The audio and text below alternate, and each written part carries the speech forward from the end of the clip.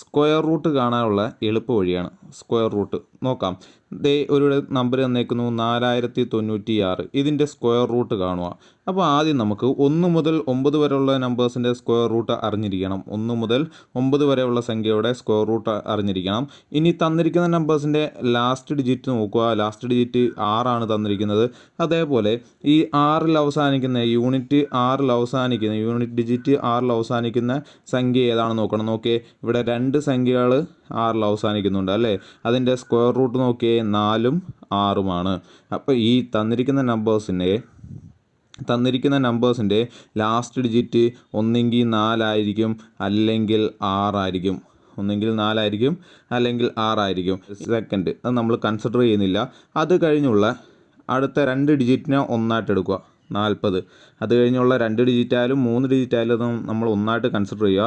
ഇവിടെ 2 ഡിജിറ്റേ ഉള്ളൂ, അത് 40നെ കൺസിഡർ ചെയ്യുക. ഈ 40 എന്ന് പറയുന്നത് നോക്കിയേ, ഏതൊക്കെ നമ്പേഴ്സിൻ്റെ ഇടയ്ക്ക് വരും? ദേ 6ൻ്റെയും 7ൻ്റെ ഇടയ്ക്ക് വരും അല്ലേ.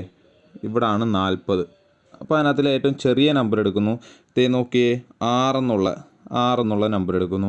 അപ്പോൾ ഒന്നെങ്കിൽ നമ്മുടെ നമ്പർ 64 എന്നുള്ളതായിരിക്കും, അല്ലെങ്കിൽ 66 എന്നുള്ളതായിരിക്കും നമ്മുടെ നമ്പർ.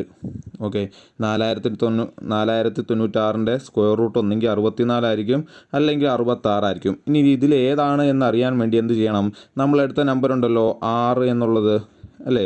ഇവിടെ നമ്മളെടുത്തത് 6 എന്നുള്ള നമ്പറാണ്. അതിൻ്റെ തൊട്ടടുത്തുള്ള നമ്പരും കൊണ്ട് ഇൻറ്റു ചെയ്യുക. എന്ന് വെച്ചാൽ 6ന് തൊട്ടടുത്തുള്ള നമ്പർ 7ആണ്. 6 × 7 42 എന്ന് കിട്ടും. 6 × 7 42 എന്ന് കിട്ടും. ഈ 42നേക്കാൾ ചെറിയ നമ്പറാണ് 40 അല്ലേ. ഈ 42നേക്കാൾ നമുക്ക് കിട്ടിയ 42നേക്കാൾ ചെറിയ നമ്പറാണ് 40. അതുകൊണ്ട് ചെറിയ നമ്പർ എടുക്കുക. മനസ്സിലായോ? നമ്മളെടുത്ത 6 എന്നുള്ള നമ്പറിൻ്റെ തൊട്ടടുത്ത നമ്പറായ 7 കൊണ്ട് ഇൻറ്റു ചെയ്യുന്നു. അപ്പോൾ നമുക്ക് 6 × 7 42 എന്ന് കിട്ടും. ഈ 42നേക്കാൾ ചെറിയ നമ്പറാണ് 40. അതുകൊണ്ട് നമ്മൾ ചെറിയ നമ്പറായ 4നെ കൺസിഡർ ചെയ്യും.